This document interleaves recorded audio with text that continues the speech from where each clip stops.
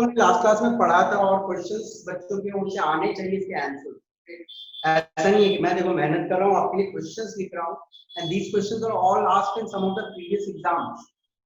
तो आपकी कॉन्सेप्ट को क्लियर करने के लिए कुछ क्वेश्चंस मैं लिखता हूँ तो आंसर्स देना। चलो, Thomson model assume mass of atom to be, क्या होगा? Anybody? uniformly distributed over atom. Option A, B, C, D. C. Sorry, B. B, ठीक है, वेरी गुड। देखो थॉमसन का मॉडल जो था उसमें उसने क्या बोला था कि पॉजिटिव चार्ज पूरे में फैला रहेगा और पॉजिटिव चार्ज पूरे में फैला रहेगा और इलेक्ट्रॉन सेपरेटेड रहेंगे। तो थॉमसन को तो ये तो मालूम ही था कि इलेक्ट्रॉन की चार्ज इलेक्ट्रॉन की मास नेग्लिजिबल होती है और जो मास होता है एटम का वो डिपेंड करता है प्रोटॉन पे, प्रोटॉन नहीं, पॉजिटिव चार्ज पे। प्रोटॉन तो मालूम नहीं था उस टाइम में। तो पॉजिटिव चार्ज पूरे में डिस्ट्रीब्यूटेड है, इसका मतलब जो मास ऑफ एटम होती है that is uniformly distributed over the atom. Okay, next one, smallest and lightest positive ion. Okay, P positive. Positive मतलब proton, P plus is proton. क्योंकि आप यदि हाइड्रोजन के एक एटम से इलेक्ट्रॉन निकाल देते हो तो वो होता है H प्लस, प्रोटॉन होती है। ओके, जो इलेक्ट्रॉन होता है वो तो निकल जाता है इसमें, एक प्रोटॉन एक इलेक्ट्रॉन जीरो गेट फॉर्म, और न्यूट्रॉन तो है ही नहीं, सिर्फ बचती है एक प्रोटॉन, तो it's equivalent to a proton. Okay, correct. This one, the charge of P plus is, सोच के दो आंसर।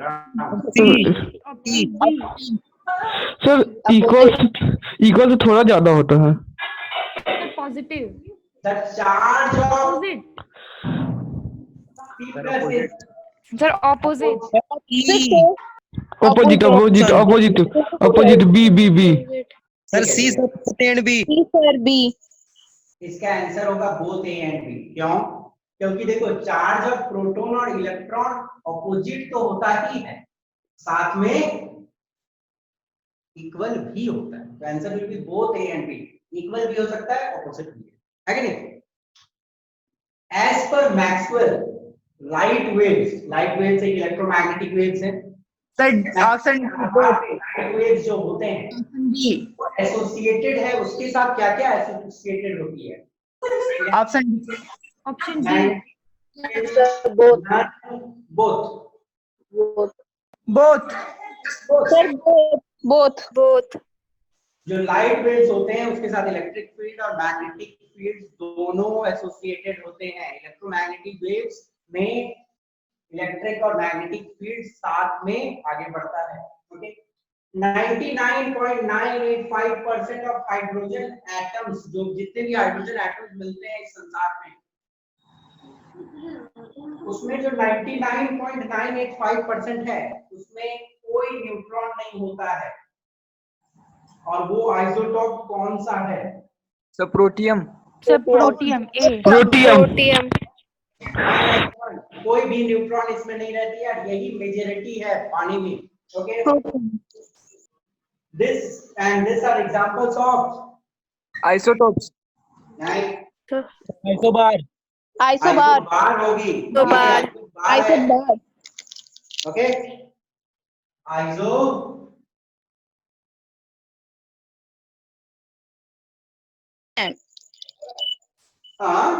डिफरेंट एलिमेंट्स है, एटॉमिक नंबर डिफरेंट है पर मास नंबर सेम है। ठीक है, next, a charged particle is in accelerated motion. A charged particle in accelerated motion will emit electromagnetic radiation. alternating electric and magnetic field, उसी को electromagnetic radiation, electric and magnetic field। Okay, 1 angstrom is equal to dash meters, 10 to the power minus 10 meters. Sir 10 raised to minus 9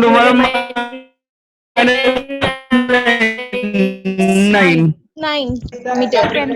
Frequency frequency. Speed of all electromagnetic radiation is equal to Speed of light. Speed of light. 3 into 10 to the power 8. Equal to 8 meter per second. 3 into 10 to the power 8 meter per second. good. Wave number is the reciprocal of Wavelength. Wavelength. wavelength. wavelength and frequency are dash related. Inversely related. Inversely inversely related. यदि wavelength बढ़ेगा तो frequency घटेगा और wavelength घटेगा तो frequency बढ़ेगा. Okay, ये आपको दिमाग में रखना. चलिए, तो हम लोग कुछ क्वेश्चंस कर लिए. जल्दी से आपको स्क्रीनशॉट लेना है तो ले लो. कुछ क्वेश्चंस रिवीजन के टाइम में काम आएंगे. जल्दी से फिर आगे बढ़ते हैं हम.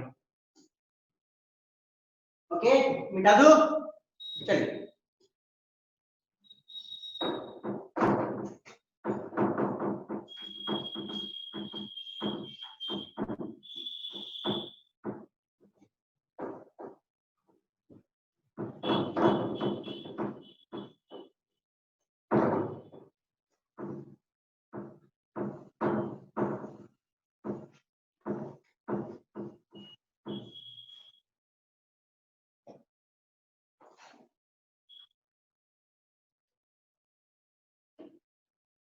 ओके.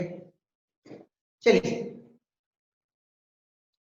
नेक्स्ट टॉपिक जो हम लोग आज देखने वाले हैं. लास्ट क्लास में हम लोग इलेक्ट्रोमैग्नेटिक स्पेक्ट्रम के बारे में देख रहे थे, बट थोड़ी सी इश्यू हुई थी तो क्लास रुक गई थी. ओके, आज मैं इलेक्ट्रोमैग्नेटिक स्पेक्ट्रम से आगे बढ़ता हूं. Electromagnetic spectrum.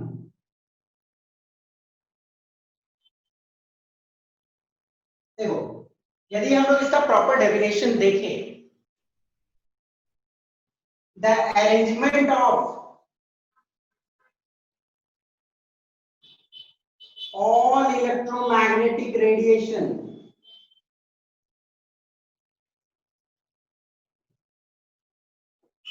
on the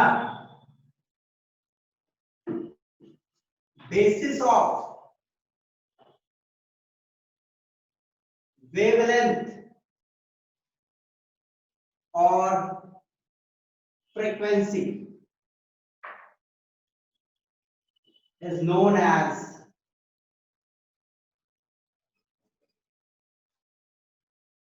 electromagnetic spectrum. Okay, देखो, इलेक्ट्रोमैग्नेटिक स्पेक्ट्रम बेसिकली क्या होता है. आप जितने सारे इलेक्ट्रोमैग्नेटिक रेडिएशंस के बारे में जानते हो, आप जितने सारे इलेक्ट्रोमैग्नेटिक रेडिएशंस के बारे में जानते हो, यदि हम लोग उसको अरेंज करते हैं वेवलेंथ के हिसाब से या फ्रीक्वेंसी के हिसाब से, तो जो अरेंजमेंट हमें मिलती है उस अरेंजमेंट को हम लोग बोलते हैं electromagnetic spectrum. Okay, electromagnetic spectrum कुछ नहीं है, इट्स वेरी सिंपल. जितने भी इलेक्ट्रोमैग्नेटिक रेडिएशंस होते हैं उनको हम लोगों ने अरेंज किया वेवलेंथ के हिसाब से या फ्रीक्वेंसी के हिसाब से. तो जो अरेंजमेंट हमें मिली उस अरेंजमेंट को मैंने बोला इलेक्ट्रोमैग्नेटिक स्पेक्ट्रम. अब जो भी इलेक्ट्रोमैग्नेटिक रेडिएशंस होते हैं उनको तो आप लोगों को थोड़ा सा दिमाग में बैठा के रखना है, और तरीका भी मैं बता दूंगा किस तरह याद रखना है. ठीक है, जो इलेक्ट्रोमैग्नेटिक रेडिएशन हमें पढ़नी है, those all are somewhat like in this form you can remember.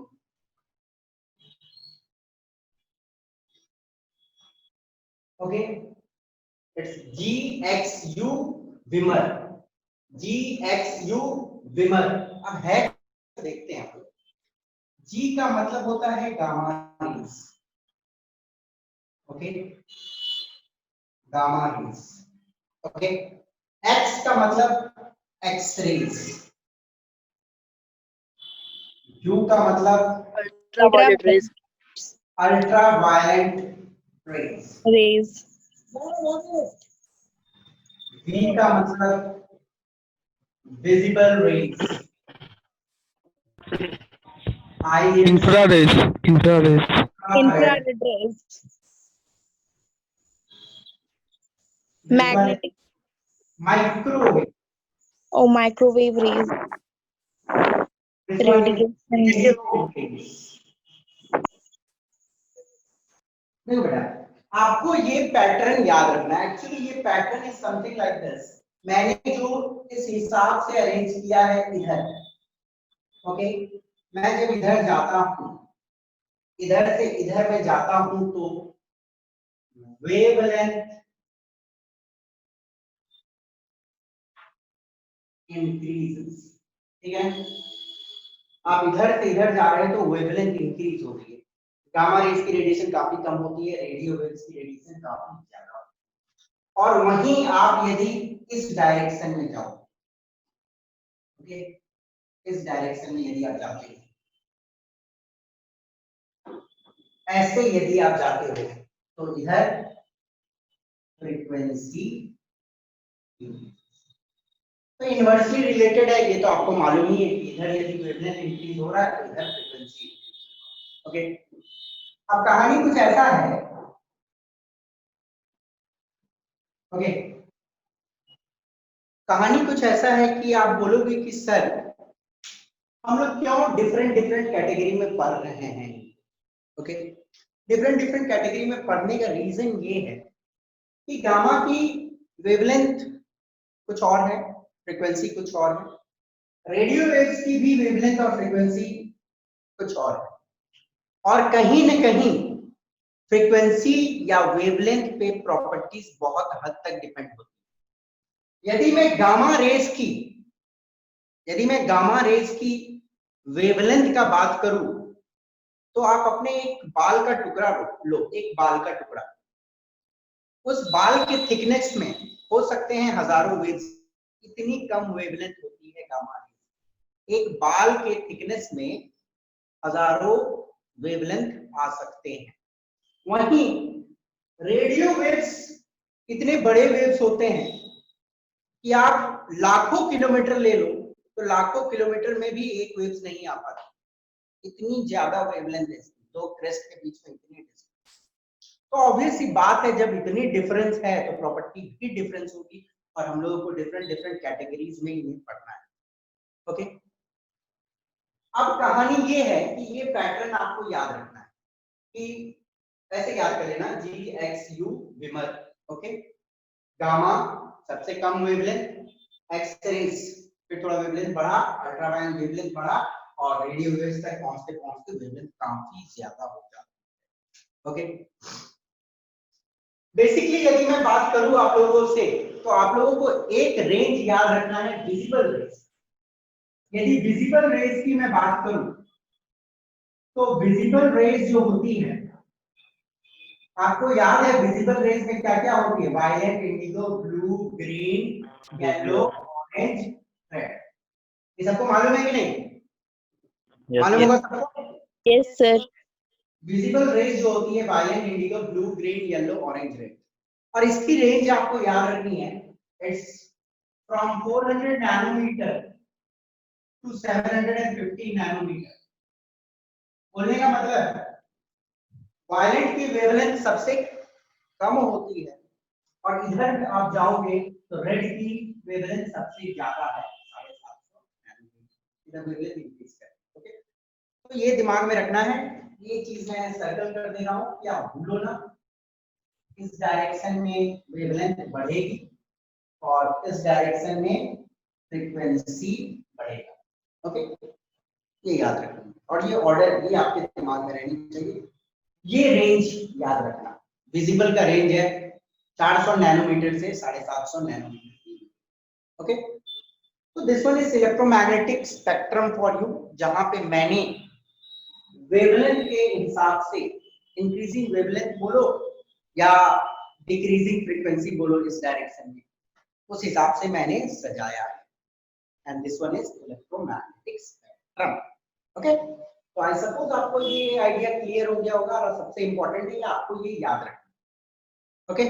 आपसे पूछा जा सकता है कभी कल की इसकी वेवलेंथ ज्यादा है कि इसकी वेवलेंथ ज्यादा है, ये डायरेक्ट तो क्वेश्चन नहीं आएगी, बट इससे रिलेटेड बहुत सारे कॉन्सेप्चुअल क्वेश्चंस आएंगे, ओके। आपसे पूछा जा सकता है कि ऑरेंज की वेवलेंथ ज्यादा है कि ब्लू की वेवलेंथ ज्यादा है, तो ऑरेंज की वेवलेंथ ज्यादा है। ओके, तो ये याद रखना। तो इसको जल्दी से एक स्नैपशॉट ले लो, मैं आगे बढ़ूंगा। फिर किसी को कोई दिक्कत पूछ लो। ओके,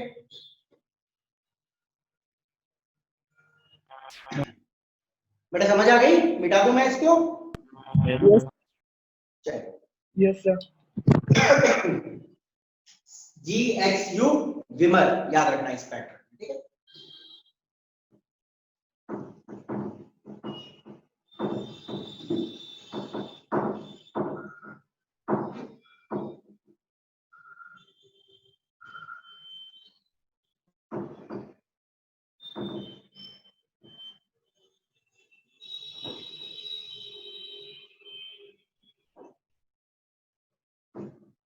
देखो, हम लोग लास्ट क्लास से लेके अभी तक जो पढ़ रहे हैं that is basically electromagnetic radiation के वेव नेचर के बारे में पढ़ रहे हैं। इलेक्ट्रोमैग्नेटिक रेडिएशन के बाद वेव नेचर, और नेचर में बहुत सारे ऐसे फिनोमिनन होते हैं, नेचर में बहुत सारे ऐसी चीज होती है जिसको वेव नेचर बहुत अच्छे से एक्सप्लेन करता है। तो चलिए हम लोग देखते हैं फेनोमिनन explained by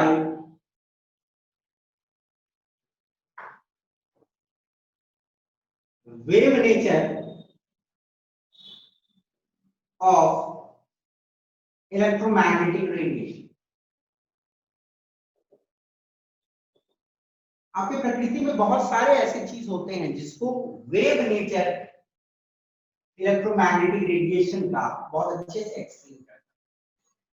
चलो देखते हैं कुछ ऐसे फिनोमिनन। द फर्स्ट फिनोमिनन जो हम लोग देखेंगे it's diffraction.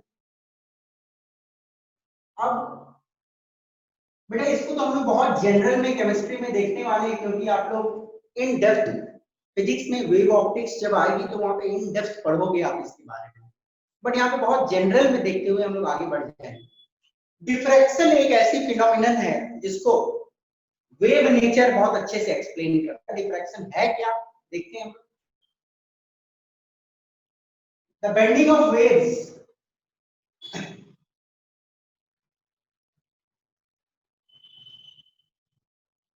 around both corners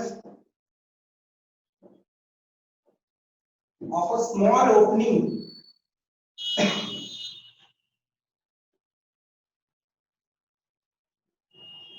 to form semicircular waves। अब आप डेफिनेशन पढ़ोगे तो डेफिनेशन से तो डेफिनेटली आपको कुछ समझ नहीं आने वाला। तो एक मैं डायग्राम बनाता हूं, वहां से आपको समझाने का कोशिश करता हूं, जरा ध्यान से देखिएगा। सपोज करो कि ये एक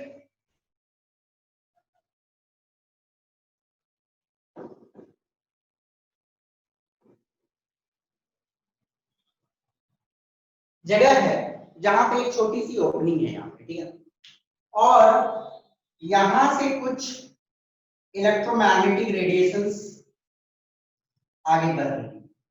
ओके, कुछ इलेक्ट्रोमैग्नेटिक रेडिएशंस आगे बढ़ रही है। अब होता यूं है कि ये जो इलेक्ट्रोमैग्नेटिक रेडिएशंस आगे बढ़ती है, यदि ये एक छोटे से ओपनिंग से पास हो, एक छोटे से ओपनिंग से बाहर निकले, तो ये देखा गया है कि वो ऐसे ऐसे सर्कुलर पैटर्न बनाती है, ऐसे ऐसे सर्कुलर पैटर्न बनाती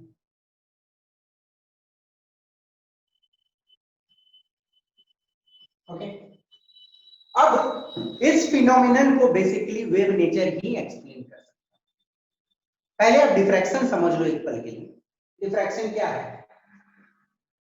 वेव्स का बेंड होना, वेव्स का बेंड होना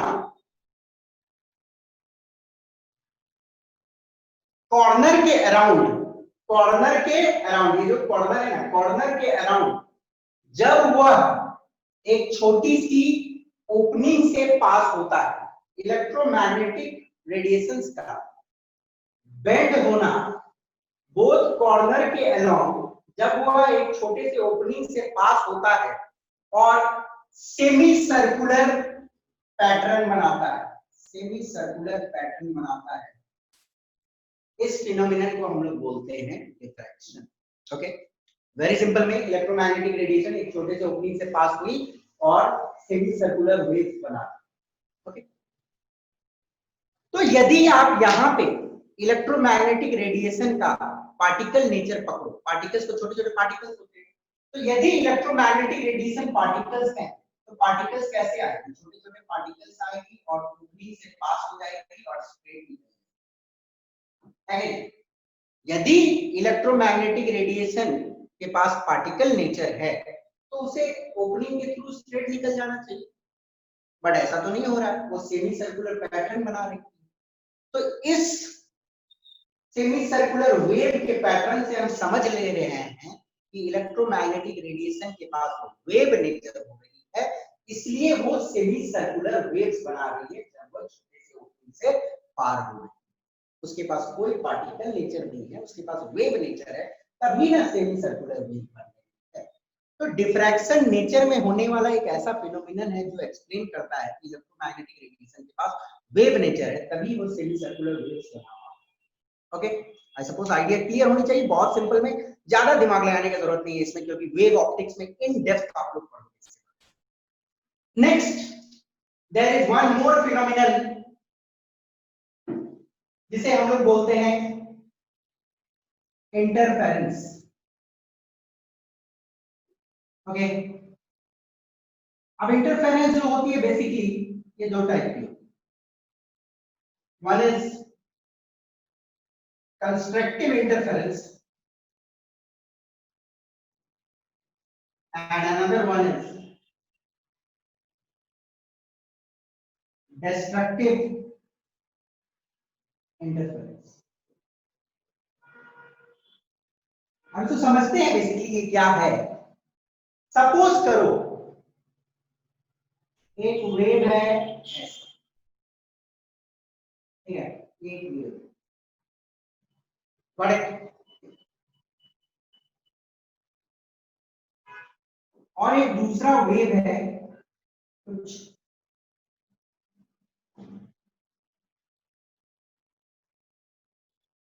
ऐसे। आप देखोगे एक चीज आप यहां पे कि इन दोनों का क्रेस्ट जो है एक लाइन में है, ये एक वेव ए है, ये एक वेव बी है, दोनों का क्रेस्ट एक लाइन में है, दोनों की ट्रफ भी एक लाइन में। ऐसे वेव्स, ऐसे दो वेव्स दो जो साथ में चलते हैं और उनकी क्रेस्ट मैच हो रही है और ट्रफ मैच हो रही है, एक लाइन में है मतलब, तो उसको हम लोग बोलते हैं इन फेज वेव्स। क्या बोलते हैं? इन फेज वेव्स। अब एक पल के लिए मानो कि ये दोनों वेव्स आपस में टकरा जाए। जब ये दोनों वेव्स आपस में टकरा जाएगा तो आपको जो रिजल्टेंट वेव मिलेगी वो कुछ ऐसा मिलेगा।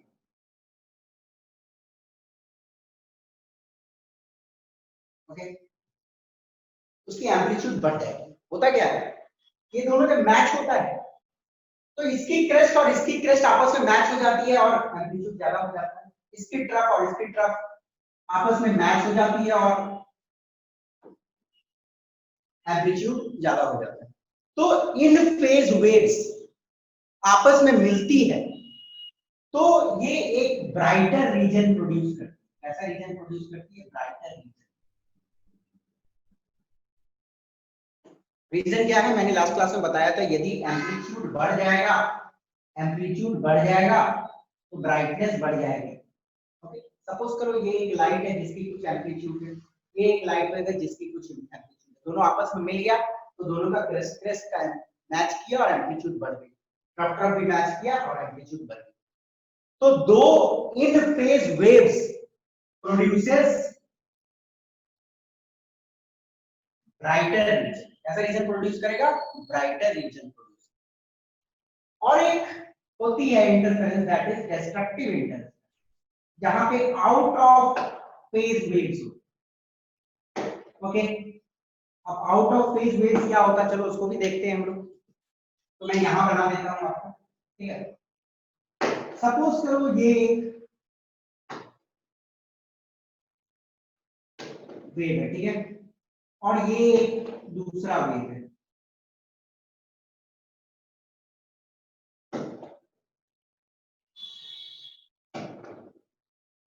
तो आप क्या देख रहे हो यहाँ पे, इसका क्रेस्ट देखो और इसका क्रेस्ट देखो, दोनों ऑपोजिट डायरेक्शन में। इसका ट्रफ देखो, इसका ट्रफ देखो, ऑपोजिट में, है ना। तो ऐसे वेव्स को बोलते हैं हम लोग आउट ऑफ फेज वेव्स। और आउट ऑफ फेज वेव्स यदि आपस में टकरा जाए तो रिजल्टेंट वेव जो मिलता है आपको, सपोज करो ये 5 की फोर्स से ऊपर खींचने की कोशिश कर रहा है, ये 5 की फोर्स से नीचे खींचने की कोशिश कर रहा है, दोनों आपस में मिल रही है, तो 5 ऊपर 5 नीचे, कहीं नहीं जाएगा, स्ट्रेट हो जाएगा, स्ट्रेट लाइन है। तो डार्कर रीजन,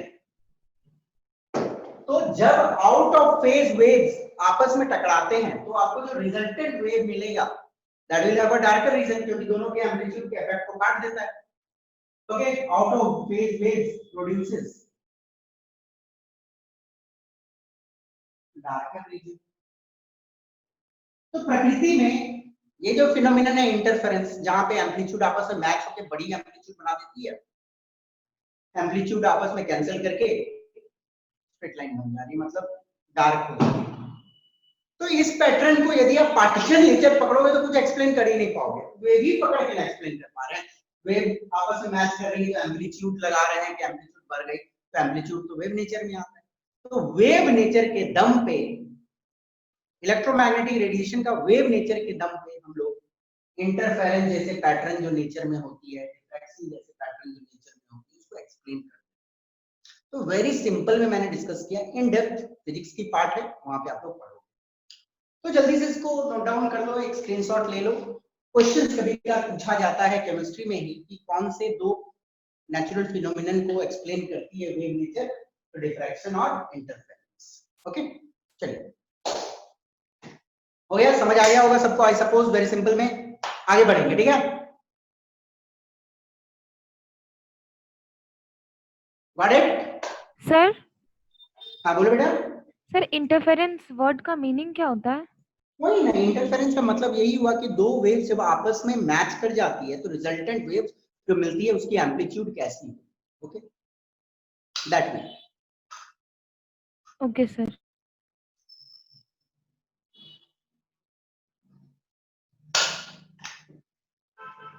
तो यहाँ पे कॉन्सेप्ट पकड़ो, डेफिनेशन में मत घुसो, डेफिनेशन पार्ट रहने दो, अभी इस फिनोमिनन को समझो। ओके, आगे बढ़े, चलिए। अब देखो, साइंस समय के साथ आगे बढ़ ही रहा था। जैसे ही 19th सेंचुरी आई, 1900 के बाद साइंस के फील्ड में काफी डेवलपमेंट होने लगी। फिलहाल अभी तक, मतलब 1900 तक की बात कर रहा हूं, 1900 तक इलेक्ट्रोमैग्नेटिक रेडिएशन के वेव नेचर के बारे में मालूम था। और जब समय आगे बढ़ने लगा तो हमें इलेक्ट्रोमैग्नेटिक रेडिएशन की पार्टिकल नेचर के बारे में पता चला। साइंस में और डेवलपमेंट हुई और इलेक्ट्रोमैग्नेटिक रेडिएशन के पार्टिकल नेचर के बारे में पता चला। तो अब वो होता क्या है हम लोग देखेंगे, चलिए।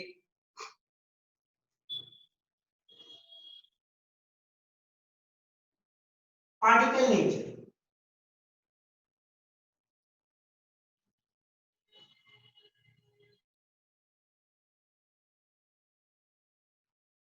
अब नेचर में बहुत सारे ऐसे फिनोमिनन होते हैं जिसको आप वेव नेचर के मदद से एक्सप्लेन नहीं कर सकते। आपको यदि उसको एक्सप्लेन करना है तो इलेक्ट्रोमैग्नेटिक रेडिएशन का पार्टिकल नेचर ही आपको पकड़ना पड़ेगा। तो चलो सबसे पहले हम लोग देखते हैं कि कौन कौन से ऐसे कुछ फिनोमिनन है जिसको वेव नेचर एक्सप्लेन नहीं कर पाया और हमें लगाना पड़ा वहां पे पार्टिकल। चलिए, the first one is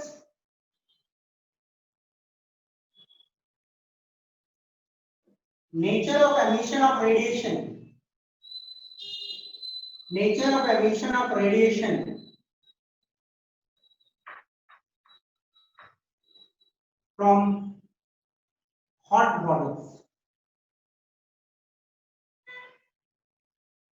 okay, जब एक बॉडी को आप गर्म करते हो, कोई भी बॉडी को जब आप गर्म करते हो तो उसकी कलर चेंज होती है, आप देखे होंगे। मतलब कभी आप देखे हो कि रेड होती है, फिर ऑरेंज हो जाती है, फिर वायलेट होती है।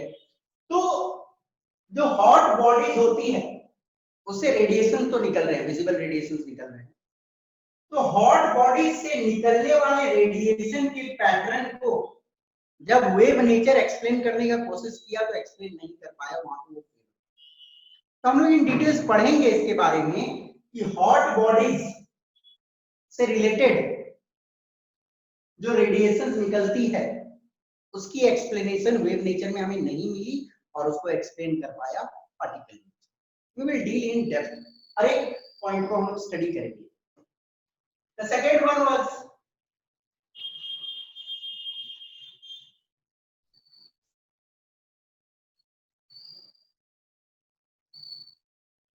Photo electric effect. Photo electric effect होती है बेसिकली यदि आप कोई मेटल के सरफेस पे लाइट गिरती है, कोई मेटल के सरफेस पे लाइट गिरती है, कुछ पर्टिकुलर मेटल्स, सब में नहीं, कुछ पर्टिकुलर मेटल के सरफेस पे यदि लाइट गिरती है तो इलेक्ट्रॉन निकल जाते हैं।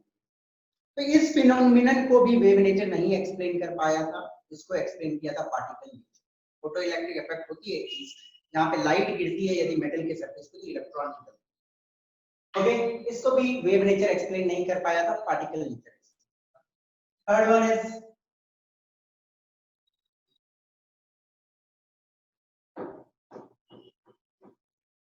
Variation of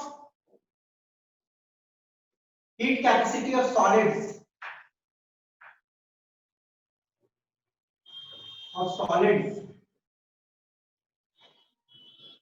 as a function of temperature.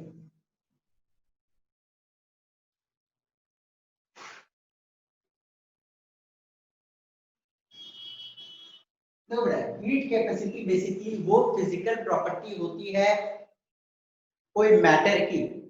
Heat capacity वो फिजिकल प्रॉपर्टी है कोई पर्टिकुलर सॉलिड के लिए जहां पे कितनी अमाउंट ऑफ हीट रिक्वायर्ड होती है यदि आपको 1 डिग्री टेम्परेचर बढ़ाना है। तो हीट बेसिकली हम लोग किसको बोलते हैं, कितनी अमाउंट ऑफ हीट रिक्वायर्ड है यदि किसी बॉडी के टेम्परेचर को आपको 1 डिग्री से बढ़ाना है। तो इस हीट कैपेसिटी में जो वेरिएशन आती है टेम्परेचर के साथ, उसको भी वेव नेचर एक्सप्लेन नहीं कर पाया था, उसको पार्टिकल नेचर बाद में एक्सप्लेन किया। Lastly is line spectra of hydrogen. तो अब ये क्या है, इसको एकदम बिल्कुल मत समझो, ये जब टॉपिक पढ़ेंगे तब समझाएंगे, जब भी मैं बताऊंगा तो कंफ्यूज। तो ये 4 हैं जिनको मतलब मिनिमम ये 4 मैं बात कर रहा हूं और बहुत सारे हैं। कुछ ये 4 प्रॉपर्टीज हैं जिसको वेव नेचर एक्सप्लेन नहीं कर पाया था, जिसको एक्सप्लेन किया था पार्टिकल। ओके, ये दिमाग में रखना है, पार्टिकल नेचर एक्सप्लेन इन सब। ठीक है, अब हम लोग एक एक करके सबको पढ़ेंगे, एक एक करके सबको पढ़ेंगे कि nature of emission of radiation from hot bodies ये क्या है, इसको कैसे नहीं एक्सप्लेन कर पाया, इसको देखते हैं। कभी कभी क्वेश्चन पूछा जाता है कि वेव नेचर क्या क्या को एक्सप्लेन कर पाया था, तो ये 3 ऑप्शन देगा, एक डिफ्रैक्शन दे देगा बीच में, तो आप पकड़ लेना कि हाँ इन 3 को वेव नेचर एक्सप्लेन नहीं कर पाया था, डिफ्रैक्शन को एक्सप्लेन कर। तो ऐसे क्वेश्चन पूछे। बोलिए सर, इनमें से सर ब्लैक बॉडी रेडिएशन किसमें आता है सर? पढ़ेंगे बेटा, पढ़ेंगे, ये पहला ही पॉइंट है। ठीक है, पहला ही पॉइंट में है, वही बताएंगे। Okay sir. तो चलिए एक एक करके हम लोग पढ़ते हैं। द फर्स्ट पॉइंट,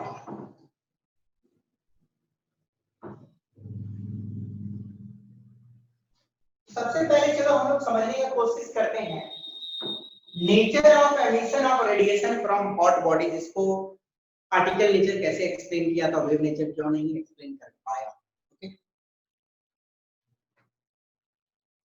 यदि मैं आपके सामने एक छोटा सा कुछ सोचने बोलूं तो सोचिएगा इस बारे में। सपोज करो एक लोहे का रॉड है आपके पास, ठीक है, आप उसको एक चूल्हा में डाल दिए। आप चूल्हा में डालो एक लोहे की रॉड को, कुछ 10 सेकंड तक डाल के रखो, या मतलब 20-25 सेकंड डालो और निकालो। हाथ उसके सामने ले जाना, छूना मत, हाथ उसके सामने ले जाना। आपको कैसा लगता है? कैसा लगता है? गरम लगता है ना? एक्चुअली आपको जब गरम लग रही है ना स्टार्टिंग में, तो इंफ्रारेड रेडिएशन निकलती है। जब आप चूल्हे में डाले और लोहा जस्ट गर्म हुआ है और आपको जो हीट फील हो रही है उससे, तो दैट इज इंफ्रारेड रेडिएशन उससे निकल। सर आपका और आप चूल्हा में डाल दो और थोड़ा देर हीट होने दो, कुछ 40 सेकंड के लिए, 45 सेकंड के लिए, तो आप देखोगे कि वो रेड कलर की हो जाती है ना। और हाथ ले जाओगे तो आपको गर्म भी लगेगी। तो इसका मतलब क्या है, इंफ्रारेड तो निकल ही रही है, साथ में रेड वाली रेडिएशंस भी निकल रही है, रेड वाली विजिबल रेडिएशन। और आप हीट करोगे तो जब और हीट करते हैं तो टेम्परेचर इसकी बढ़ती है, तो आप देखोगे कि इसकी कलर कुछ बदल के ऑरेंज हो जाती है। और हीट करोगे तो फिर बदल के ब्लू या वायलेट। तो कहीं ना कहीं हम ऑब्जर्व ये कर रहे हैं कि एक पर्टिकुलर चीज को हीट करने से अलग अलग टाइप की रेडिएशन निकल रही है, और डिफरेंट टेम्परेचर पे हमें डिफरेंट कलर दिख रहा है। और डिफरेंट कलर दिखने का क्या रीजन है उसको हम लोग पहले समझते हैं। देखो, a body when heated, a body when heated emits, a body when heated emits radiations of all possible wavelength। देखो ये बड़ा इंपॉर्टेंट चीज है।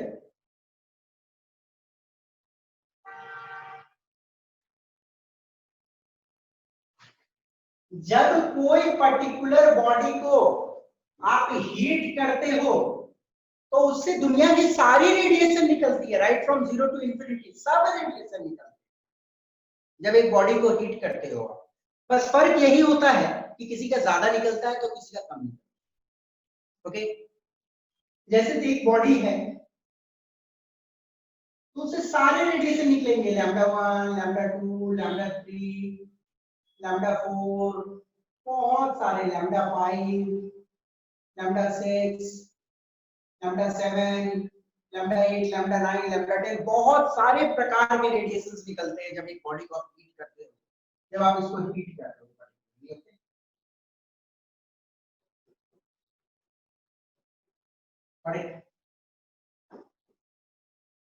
अब मैंने तो ये बता दिया आपको कि जब हीट किए तो राइट फ्रॉम 0 टू इंफिनिटी सारे वेवलेंथ की रेडिएशंस की।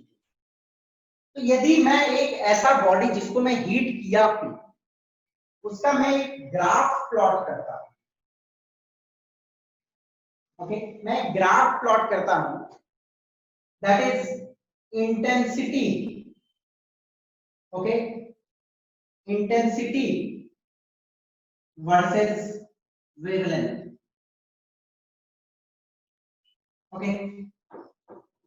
जब एक प्लॉट किया जाता है ग्राफ इंटेंसिटी वर्सेस वेवलेंथ का, इंटेंसिटी का मतलब होता है कि कितने सारे रेडिएशंस निकल रहे हैं, तो वो ग्राफ को देखा गया है कुछ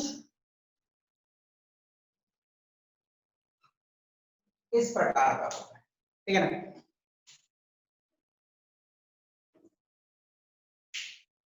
तो इसका मतलब क्या है, ये जो कम वाली वेवलेंथ है, यहाँ पे वेवलेंथ कम है, ये जो कम वाली वेवलेंथ है उसकी इंटेंसिटी कम है, कम वाली वेवलेंथ की इंटेंसिटी कम है, इसका मतलब वो कम निकल रहा है। और जैसे वेवलेंथ ज्यादा है, ज्यादा वेवलेंथ वाली ज्यादा निकल रही है, ओके। और कोई एक पर्टिकुलर वेवलेंथ की मैक्सिमम अमाउंट निकलती है, कोई एक पर्टिकुलर वेवलेंथ की मैक्सिमम अमाउंट निकलती है, और फिर उसके बाद आप देख रहे हो कि आस्ते आस्ते आस्ते वेवलेंथ जैसे बढ़ रही है तो इंटेंसिटी कम होते जा रही है, और बिल्कुल ये पैरेलल हो जा रहा है, कभी जीरो नहीं हो रहा है। जो भी वेवलेंथ है वो निकल तो रही है पर बहुत कम मात्रा में निकल रही है, कभी जीरो नहीं, सारे वेवलेंथ निकल रही है पर कम कम मात्रा में।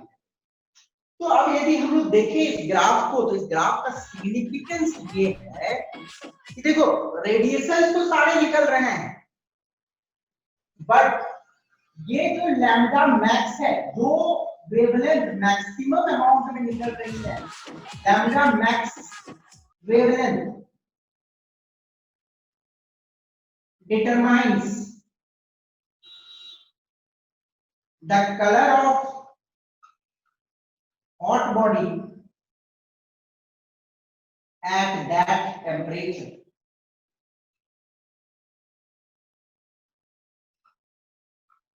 देखो ये जो ग्राफ है कोई एक पर्टिकुलर टेम्परेचर T पे प्लॉट कर रही है, ये जो ग्राफ है कोई एक पर्टिकुलर टेम्परेचर T पे प्लॉट की गई, उस पर्टिकुलर टेम्परेचर T पे सारे रेडिएशन निकल रहे, नो डाउट, और कोई एक पर्टिकुलर रेडिएशन मैक्सिमम अमाउंट में निकल रहा है। जो मैक्सिमम अमाउंट में निकलता है उसी को हमारी आईज परसीव कर पाती है। जैसे आप एक लोहे को गर्म करते हो तो एक पर्टिकुलर टेम्परेचर पे मानो वो आपको ऑरेंज दिख रहा है, तो इसका मतलब ये नहीं है कि उससे रेड नहीं निकल रही है, उससे वायलेट नहीं निकल रही है, उससे इंफ्रारेड नहीं निकल रहे, सब निकल रही है, बट आपको कलर वही नजर आता है जो मैक्सिमम अमाउंट में नजर आती है, सॉरी जो मैक्सिमम अमाउंट में निकलती है। तो लैम्डा मैक्स वेवलेंथ मतलब मैक्सिमम इंटेंसिटी वाला, जो सबसे ज्यादा निकलती है, मैक्सिमम इंटेंसिटी वाला वेवलेंथ डिटरमाइन करता है कि वो हॉट बॉडी उस पर्टिकुलर टेम्परेचर में किस कलर का दिखेगा। ओके, ये दिमाग में रखना। निकल तो रही है सारा, पर कलर किसका दिखेगा? जो मैक्सिमम निकल रही है। हमारी आईज उसी चीज को परसीव कर पाती है जो मैक्सिमम अमाउंट में निकलती है। ओके, उसी कलर। तो आइडिया आपको यहां पे ये तो क्लियर हो गया होगा कि colour of a hot body is determined by the wavelength जो मैक्सिमम अमाउंट में निकलती है। अब colour of a normal thing, जैसे ये वाला ब्लू कलर का आपको दिख रहा है, ये ब्लू कलर का दिख रहा है, ये ब्लू कलर क्यों दिख रहा है? जैसे मेरा ये शर्ट है ब्लू कलर का, क्यों दिख रहा है? इसको समझने की कोशिश करते हैं। इसको तो मैं कुछ गर्म नहीं कर रहा हूँ, ये एक पर्टिकुलर नॉर्मल टेम्परेचर है। अब देखो फॉर नॉर्मल बॉडीज,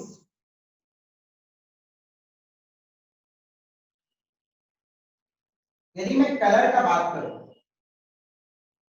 सपोज करो ये कोई एक बॉडी है, ठीक है, ये कोई एक पर्टिकुलर बॉडी है, तो ऑब्वियस सी बात है कोई पर्टिकुलर बॉडी है तो उसपे व्हाइट रेज मतलब व्हाइट लाइट गिरती है, और व्हाइट लाइट तो आपको खुद मालूम है कि डिफरेंट डिफरेंट रेडिएशन से मिलके बना है। White light different different radiation से बना है कि नहीं बना है?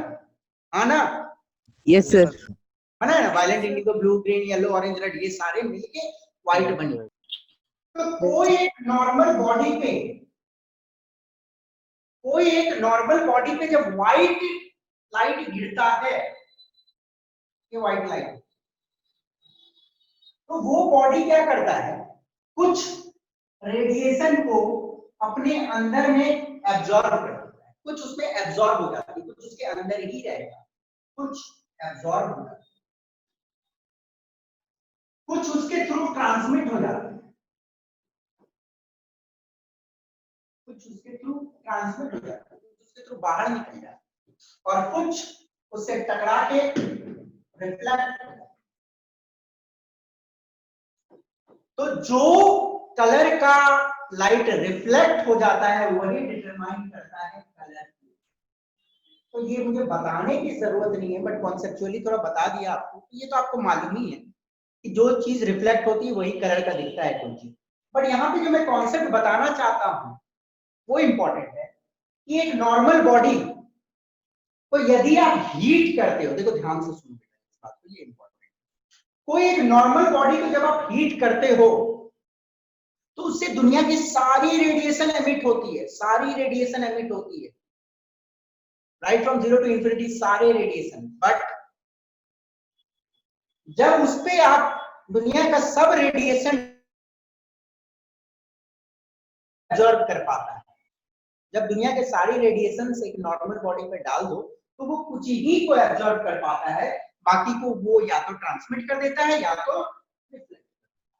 ओके, तो ये तो हो गई एक नॉर्मल बॉडी की कहानी। हीट किए, सारे रेडिएशन निकला, सारे रेडिएशन उस पर डाले, कुछ एब्जॉर्ब हुई, कुछ ट्रांसमिट हुई, या जो रिफ्लेक्ट हुई वो करे। ये नॉर्मल बॉडी की बात है। अब एक और बॉडी होता है जिसको हम लोग बोलते हैं ब्लैक बॉडी। ओके, एक और बॉडी होती है जिसको हम लोग बोलते हैं ब्लैक बॉडी। तो ये क्या होता है मैं आपको बताता हूँ। पहले आप स्क्रीन में जो भी चीज है उसको लिख लो, कुछ पूछना है तो पूछ लो, कोई डाउट है तो आई सपोज डाउट नहीं होनी चाहिए। जल्दी से इसका स्क्रीनशॉट ले लो, क्योंकि लिखने में मत रहो। जब पढ़ाता हूँ लिखने में रहोगे ना तो समझ नहीं पाओगे। ध्यान दो जब पढ़ाता हूँ। सर बोलो बेटा। सर पहला वाला पिक्चर नेटवर्क इशू की वजह से नहीं समझ पाए। तो बेटा पहला वाला आपकी नेटवर्क इशू थी, तो आप उस लेक्चर को देख लेना, वो अपलोड कर दी जाएगी, ठीक है ना, ऐप पे डाल दिया जाएगा। ओके, फर्स्ट लेक्चर जिसने नहीं देखा, सेकंड लेक्चर जिसने नहीं देखा, वो प्लीज रिफर कर लेना पुराने लेक्चर्स को, समझने में आसान है।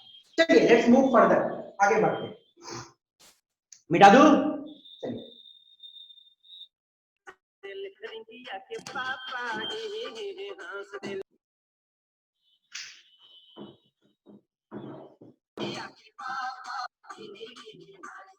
क्या हो गया?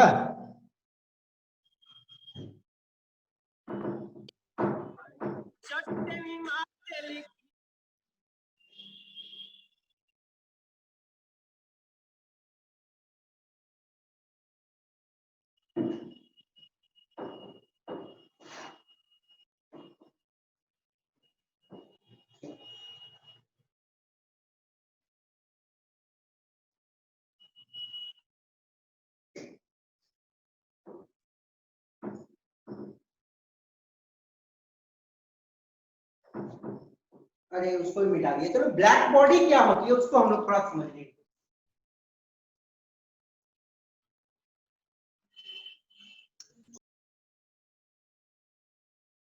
Black body, a body which emits and absorbs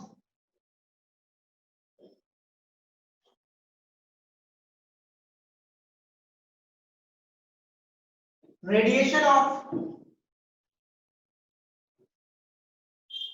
all frequencies या बोलो wavelength,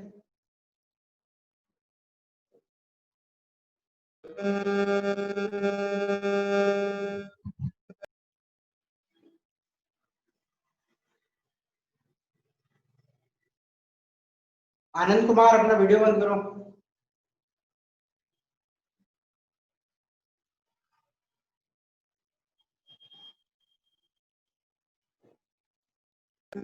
सर वीडियो तो ऑफ है मेरा। ठीक है बेटा, ओके। ब्लैक बॉडी, देखो अब ब्लैक बॉडी क्या होता है। ब्लैक बॉडी एक ऐसा थियोरेटिकल बॉडी है जो मतलब जिसको यदि हीट किया जाए तो वो दुनिया की सारी रेडिएशंस निकालता है, just like a normal body. Black body एक ऐसा बॉडी है जिसको हीट किया जाए तो वो दुनिया की सारी रेडिएशंस निकालेगा, just like a normal body. But एक नॉर्मल बॉडी और ब्लैक बॉडी में क्या फर्क है ये आपको यहाँ पे समझना है। And absorbs radiations of all frequencies is known as black body. तो ब्लैक बॉडी एक ऐसी बॉडी है जो दुनिया के सारे रेडिएशन को एमिट भी कर सकता है और दुनिया के सारे रेडिएशंस को एब्जॉर्ब भी कर सकता है यदि उसके ऊपर डाली जाए तो ब्लैक बॉडी और नॉर्मल बॉडी में आपको फर्क समझ आ गया। ब्लैक बॉडी दुनिया के सारे रेडिएशंस को एब्जॉर्ब कर सकता है, उस पे जो भी गिरेगी, बट एक नॉर्मल बॉडी दुनिया के सारे रेडिएशंस को एब्जॉर्ब नहीं कर सकता। ओके, अब यदि मैं एक ऐसे ही ब्लैक बॉडी का एक ग्राफ बनाऊं, इंटेंसिटी वर्सेस वेवलेंथ का, कोई एक पर्टिकुलर टेम्परेचर टी पे, कोई एक पर्टिकुलर टेम्परेचर टी पे, तो कुछ ग्राफ सिमिलर आती है एक नॉर्मल बॉडी के जैसा। आप एक नॉर्मल बॉडी को हीट करो या एक ब्लैक बॉडी को हीट करो तो जो ग्राफ मिलेगी आपको नॉर्मल सेम मिलेगी दोनों केस में। कम वाली वेवलेंथ की इंटेंसिटी कम मतलब कम निकलती है और एक कोई लैम्डा मैक्स होती है और फिर उसके बाद वेवलेंथ घटते जाती है घटते जाती है घटते जाती है बट कभी जीरो नहीं। ओके, ये एक कोई पर्टिकुलर टेम्परेचर टी पे बनाया है। अब आपको ये भी मालूम है कि यदि टेम्परेचर में चेंज कर देता हूं, यदि मैं टेम्परेचर चेंज कर देता हूं, मानो ये T1 टेम्परेचर पे और ये वाला T2 temperature, okay, this one is at T2 temperature. तो यदि आप टेम्परेचर चेंज कर दोगे तो लैम्डा मैक्स की भी वैल्यू घट जाएगी, ये तो सबको मालूम है, क्योंकि हम लोगों ने अभी थोड़ा देर पहले देखा कि आयरन रॉड को एक पर्टिकुलर टेम्परेचर पे हीट कर रहे हैं तो रेड कलर दिख रही है क्योंकि लाल के सारे रेडिएशंस ज्यादा निकल रहे हैं, और थोड़ा देर और हीट कर रहे हैं तो फिर ऑरेंज निकल रही है या ब्लू निकल रही है, उस पर्टिकुलर टेम्परेचर में ब्लू की रेडिएशन ज्यादा है। तो बोलने का मतलब क्या है, यदि आप टेम्परेचर को चेंज कर दोगे, यदि आप टेम्परेचर को चेंज कर दोगे तो कोई पर्टिकुलर ब्लैक बॉडी से निकलने वाली रेडिएशन की जो लैम्डा मैक्स की वैल्यू होती है, ओके, लैम्डा मैक्स की वैल्यू होती है वो भी बदल जाएगी, ये दिमाग में रखिए। अब ये ग्राफ तो आपको समझ आ गई होगी, कुछ तो है ग्राफ में, नहीं नॉर्मल बॉडी जैसा ही ग्राफ इसका भी है, बट इसमें बस आपको दिमाग रखना है कि टेम्परेचर यदि बदलेगा तो जो लैम्डा मैक्स की वैल्यू होती है वो भी बदलेगा। तो this one is a experimental graph, okay. अब फिलहाल हमें अभी तक तो यही मालूम था कि इलेक्ट्रोमैग्नेटिक रेडिएशंस जो कोई बॉडी से निकलेगी, जैसे जो वेव्स निकल रहे हैं, ओके, उनकी कुछ वेवलेंथ होती है इत्यादि, तो जो पर्टिकुलर रेडिएशंस निकलते हैं उनका प्लॉट यदि मैं वेव नेचर के हिसाब से करूं बिना एक्सपेरिमेंट किए हुए, देखो वेव नेचर्स का भी कुछ अपना थ्योरीज होगा, उन थ्योरीज के मदद से यदि इस ग्राफ को प्लॉट किया गया था बिना एक्सपेरिमेंट किए, तो ये ग्राफ जो आई थी कुछ ऐसे आई। ये मान लेता हूं temperature T1, okay, this one is as per classical theory बोले तो वेव थ्योरी का बात नहीं।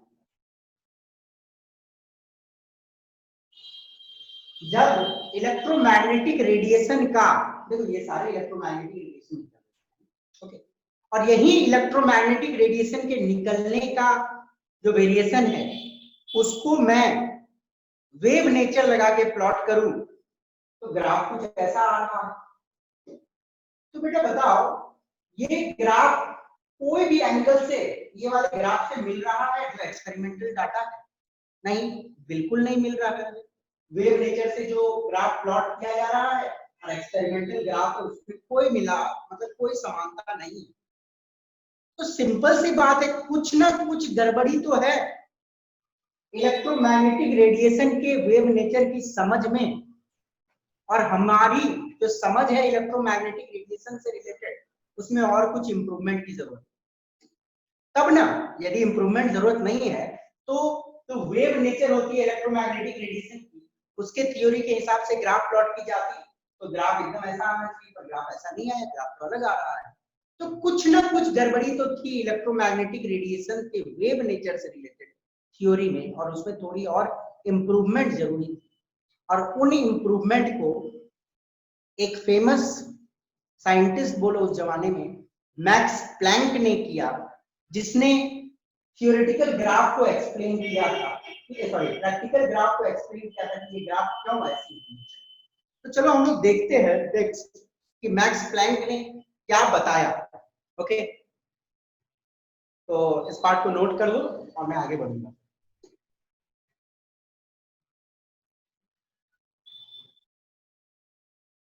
चलिए सर हाँ बोलिए। सर ये जो आप इसमें बताएं कि जब टेम्परेचर चेंज होगा तो इसका मैक्सिमम वेवलेंथ भी चेंज होगा, तो अगर हम लोग किसी नॉर्मल बॉडी को हीट करेंगे तो टेम्परेचर चेंज पे क्या उसमें भी चेंजेस होगा? नहीं होता है। लोहा को जब गर्म करते हैं तो कभी लाल दिखता है, कभी ऑरेंज दिखता है, कभी पीला दिखता है ना। यस सर, तो सेम चेंजेस उसमें भी ग्राफ सेम दिखेगा? होती है, एमिशन ग्राफ जो निकल रहा है रेडिएशन वो ग्राफ सेम होगी ब्लैक बॉडी की नॉर्मल। ओके, कोई डिफरेंस नहीं होगा। Okay sir.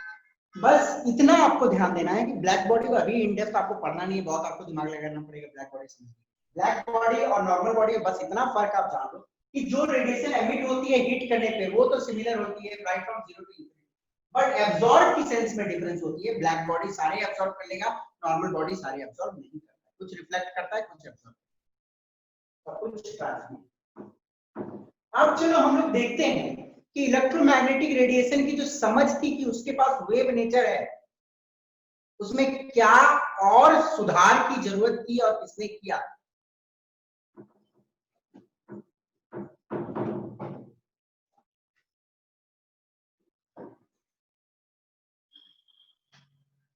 A very famous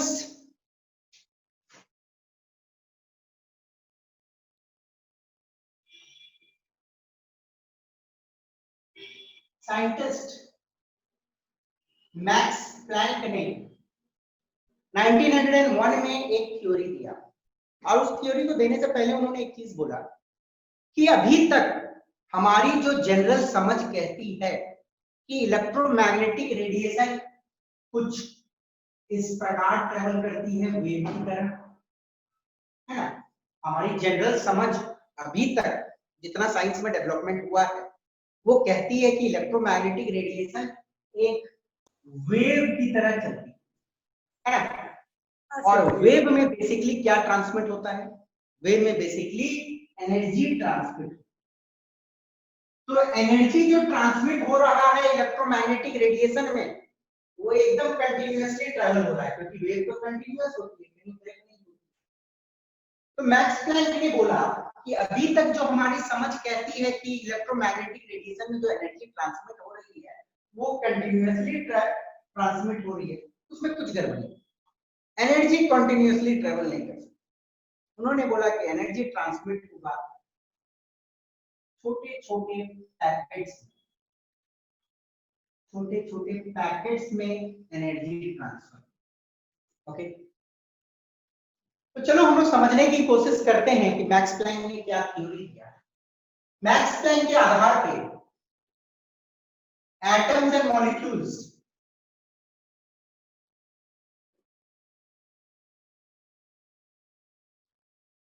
can absorb or emit energy in individually separate packets and not in a continuous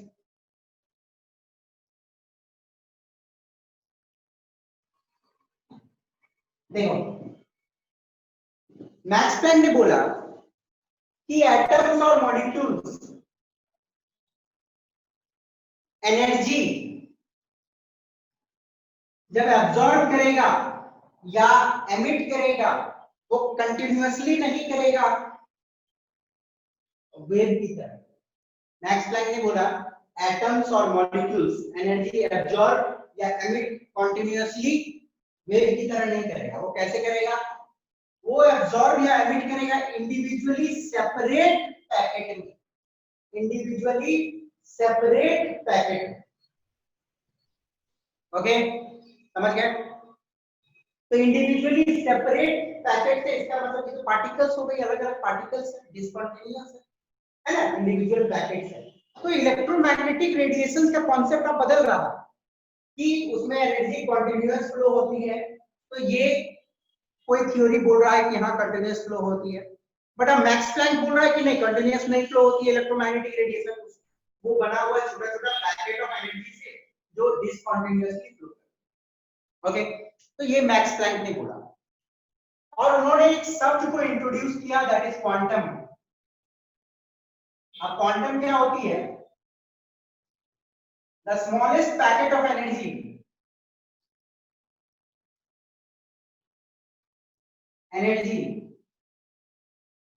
associated with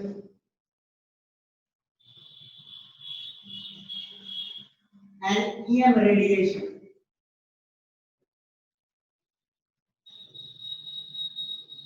तो उन्होंने एक शब्द डिफाइन किया क्वांटम।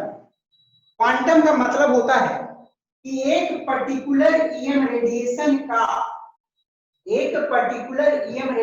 का जो सबसे छोटा पैकेट ऑफ एनर्जी होगा उसको हम लोग बोलेंगे क्वांटम। क्वांटम क्या होगी? कोई पर्टिकुलर ईएम रेडिएशन का सबसे छोटा पैकेट ऑफ एनर्जी को हम लोग बोलेंगे क्वांटम। ओके, अब एक और शब्द इंट्रोड्यूस हुआ था उस जमाने में, that was photon. The quantum of light was referred as photon। देखो, उन्होंने एक और शब्द इंट्रोड्यूस किया, फोटोन। फोटोन का मतलब क्या होता है? सबसे छोटा पैकेट ऑफ एनर्जी। क्वांटम मतलब सबसे छोटा पैकेट ऑफ एनर्जी। सबसे छोटा पैकेट ऑफ एनर्जी किसका? लाइट का। लाइट का सबसे छोटा पैकेट ऑफ एनर्जी, या बोलो तो लाइट का क्वांटम को हम लोग फोटोन बोलते हैं। बस कुछ और कुछ नहीं है। यदि लाइट आ जाएगी तो वहां पे आप क्वांटम शब्द की जगह फोटोन बोलोगे, सबसे छोटा पैकेट। ओके, और कुछ नहीं। तो मैक्स प्लैंक ने ये कॉन्सेप्ट दिया कि भैया जो इलेक्ट्रोमैग्नेटिक रेडिएशंस हैं वो छोटे छोटे एनर्जी के पैकेट से बने हुए हैं, या बोलो छोटे छोटे पार्टिकल से बने हुए हैं। ओके, या बोलो छोटे छोटे क्वांटम से। ओके, तो इलेक्ट्रोमैग्नेटिक रेडिएशन छोटे छोटे पैकेट ऑफ एनर्जी या छोटे छोटे क्वांटम से। ओके, अब इसकी मैथमेटिकल कैलकुलेशंस भी आई। एनर्जी, अब ये इंपॉर्टेंट है, energy associated with a photon या विथ अ क्वांटम होगा general. Energy associated with a quantum is directly proportional to frequency of wavelength, the frequency of radiation। okay, उन्होंने formula बनाया, जो formula बोल रहा है कि एनर्जी जो होगी कोई एक पर्टिकुलर क्वांटम की, एनर्जी जो होगी कोई एक पर्टिकुलर क्वांटम की, that will be directly proportional to that electromagnetic radiation की frequency। okay, अब कांस्टेंट ऑफ प्रोपोर्शनैलिटी लगाई जाए कि प्रोपोर्शनैलिटी साइन हटा के E is equal to h nu I। तो ये एक फॉर्मूला आ गया आपके सामने। E is एनर्जी कोई एक पर्टिकुलर क्वांटम का is equal to frequency into h is Planck's constant। Planck's constant का डिराइव्ड वैल्यू था कुछ, that is equal to 6.626 into 10 to the power minus 34 joule second. ये आपको याद रखना है, ठीक है? ये आपको याद रखना है कि प्लैंक कांस्टेंट का वैल्यू क्या है? It's 6.626 into 10 to the power minus 34 joule पर सेकंड। ओके, तो आपके पास एक फॉर्मूला आ गई कि एनर्जी कोई पर्टिकुलर क्वांटम का will be equal to Planck's constant into frequency of that radiation. Okay, अब मेरा कहानी आपके सामने है एक छोटा। आप मुझे एक बात बताओ कि सबसे छोटा पैकेट ऑफ एनर्जी जो होता है या क्वांटम होता है वो किसका ज्यादा होगा, रेड लाइट का कि वायलेट का? वॉयलेट। वायलेट का। यस, सिंपल सी बात है। रेड की इधर आप जाते हो तो आपको मालूम है, इधर जाते हो तो क्या होता है? फ्रीक्वेंसी डिक्रीज होती है, डायरेक्शन में जाने से फ्रीक्वेंसी डिक्रीज होती है। तो रेड की फ्रीक्वेंसी क्या है? मिनिमम। जब फ्रीक्वेंसी मिनिमम है तो देखो एनर्जी जो फोटोन की होती है वो that is directly proportional to frequency, तो फ्रीक्वेंसी कम तो एनर्जी भी कम।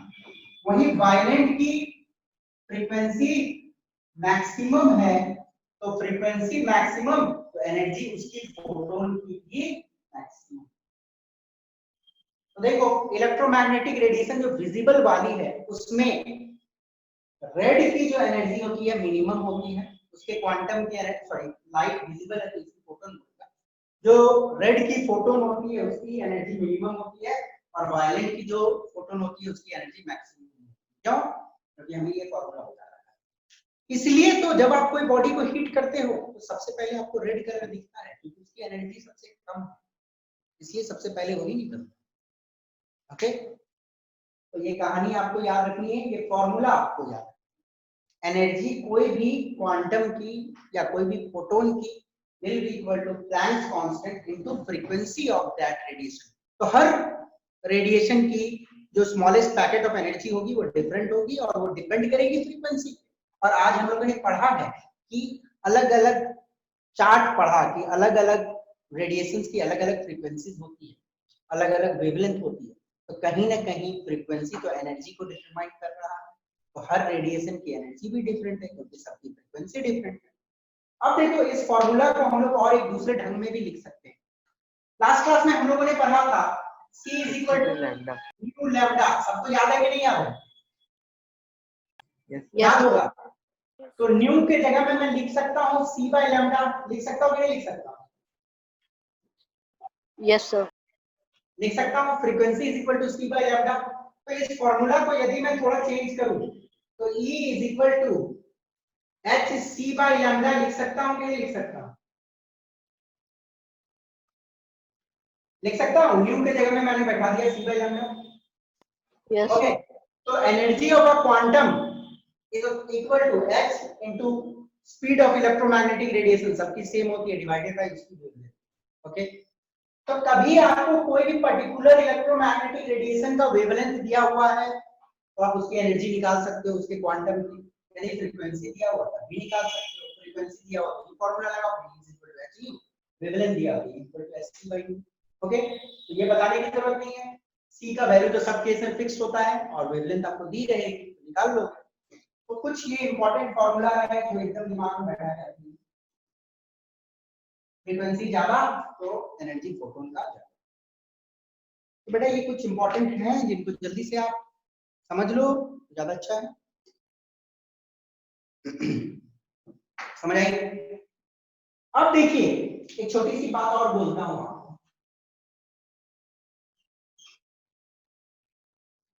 अब कोई भी सिस्टम जब एनर्जी एब्जॉर्ब करेगा तो वो एब्जॉर्ब करेगा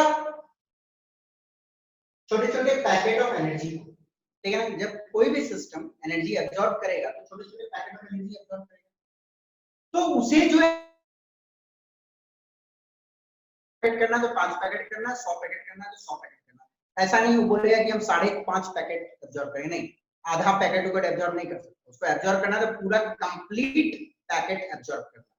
ओके, तो कोई भी जो सिस्टम होगी वो सिर्फ एक पैकेट तो एब्जॉर्ब नहीं करेगा, तो ज्यादा ही एब्जॉर्ब करेगा, 50 पैकेट या 1000 पैकेट या करोड़ों पैकेट ऐसे एब्जॉर्ब करेगा। तो एक और फॉर्मूला मैं बनाता हूं, एनर्जी एब्जॉर्ब्ड और एमिटेड।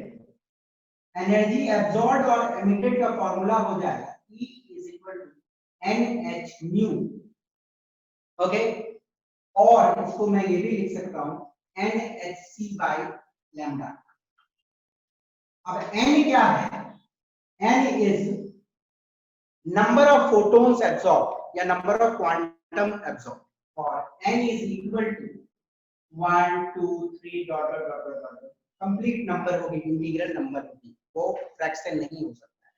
तो एनर्जी एब्जॉर्ब और एमिटेड, कितना एनर्जी किस सिस्टम ने एब्जॉर्ब किया या एमिट किया, दैट विल बी कितने सारे फोटॉन्स एब्जॉर्ब किया या एमिट किया, okay, into this is of one photon, ये क्या होती है, एक फोटोन की एनर्जी होती है ना एक्चुअली, तो यदि 10 पैकेट किया होगा तो 10 into 1 की एनर्जी, तो एनर्जी एब्जॉर्ब्ड या emitted can be given by a formula that is nhν या nhc by lambda। n is what number of photons absorbed या, और n एक कंप्लीट नंबर होगी।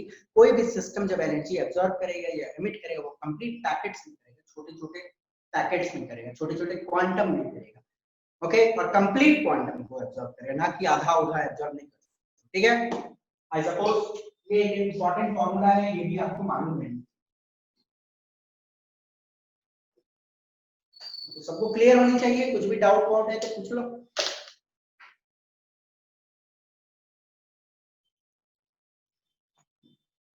आगे बढ़ते हैं, एक दो छोटे छोटे न्यूमेरिकल देख लेते हैं, क्लियर है।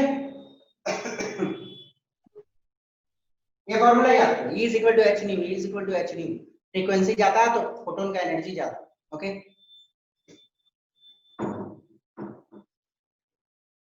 मिटा दे रहा हूं, ठीक है।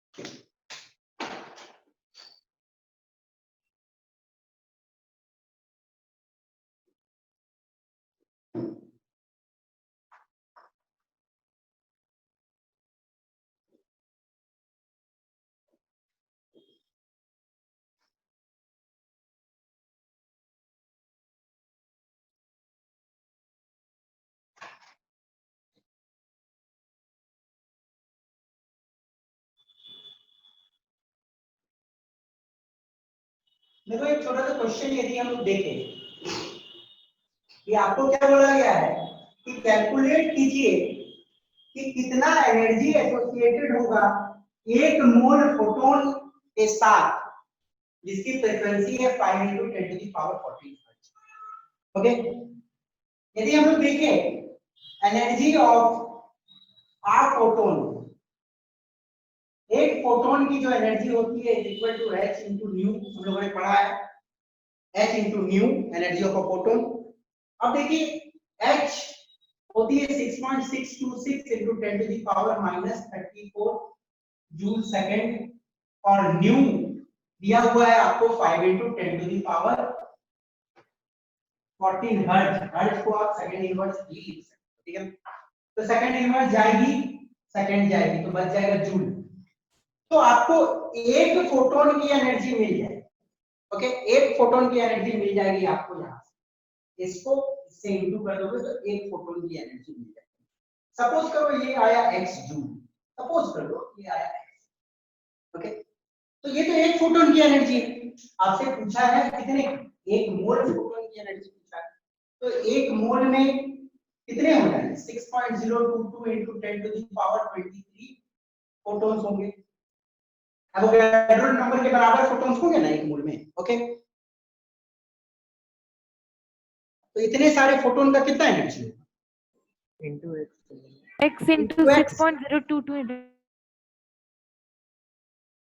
है ना। तो energy of one mole photon क्या हो जाएगा, जितने सारे फोटॉन्स हैं इनटू एनर्जी ऑफ एक फोटोन। सॉल्व कर लोगे आप इसको, तो बना सकते हो आराम से। समझ आई कि नहीं आई? Yes, sir. बहुत सिंपल क्वेश्चन है। चलिए बेटा दो। Yes, sir.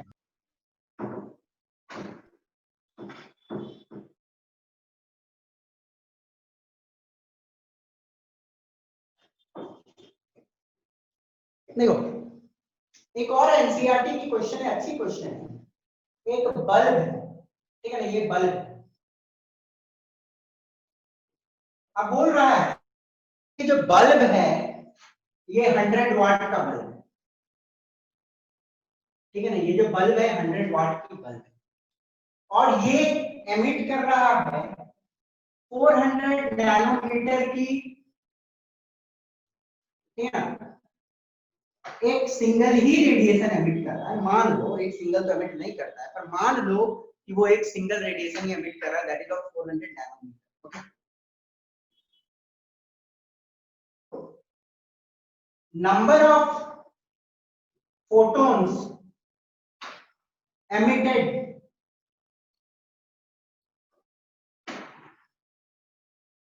पर सेकेंड। तो पूछा ये कितने सारे फोटोन्स पर सेकेंड एमिट करेगा। तो आपको मैंने एक फॉर्मूला बताया है कि एनर्जी अब्सॉर्ब्ड या emitted can be given by a formula E NhC/λ, क्योंकि यहाँ पे एक नैनोमीटर है तो आपको दिया हुआ है वेवलेंथ, तो ये फॉर्मूला लगाना पड़ेगा NhC/λ। तो देखो बेटा, तो यहाँ पे H की तो वैल्यू हमको मालूम है, प्लैंक्स कांस्टेंट। C तो सबकी सारे इलेक्ट्रोमैग्नेटिक के लिए सेम रहता है। लैम्बडा का वैल्यू मालूम है, n निकालने बोला गया है, कितने सारे नंबर ऑफ फोटोन्स निकालने। तो हमें कहीं ना कहीं ये भी पता चल जाएगा कि एनर्जी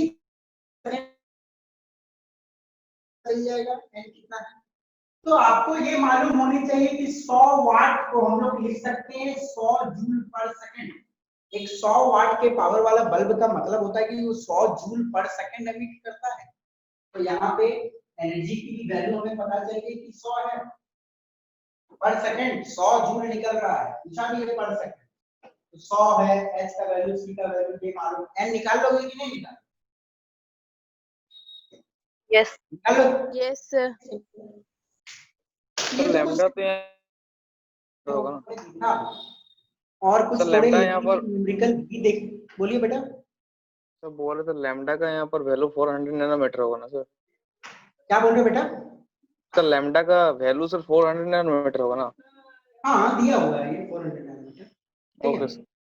नैनोमीटर की जगह में चेंज करके डालोगे, 400 into 10⁻⁹ मीटर डालोगे, ठीक है, नैनोमीटर यस सर, वो यस चेंज सर। करके डालना है। तो ये तो कुछ कहानी थी आज के क्लास में जो पढ़ाया, और थोड़ी इंपॉर्टेंट थी, साइंटिस्ट थे,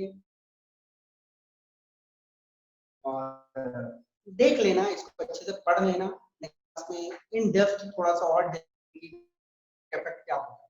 okay, got it? So meet you in the next class. Thank you for today. Thank you. Thank you sir. Thank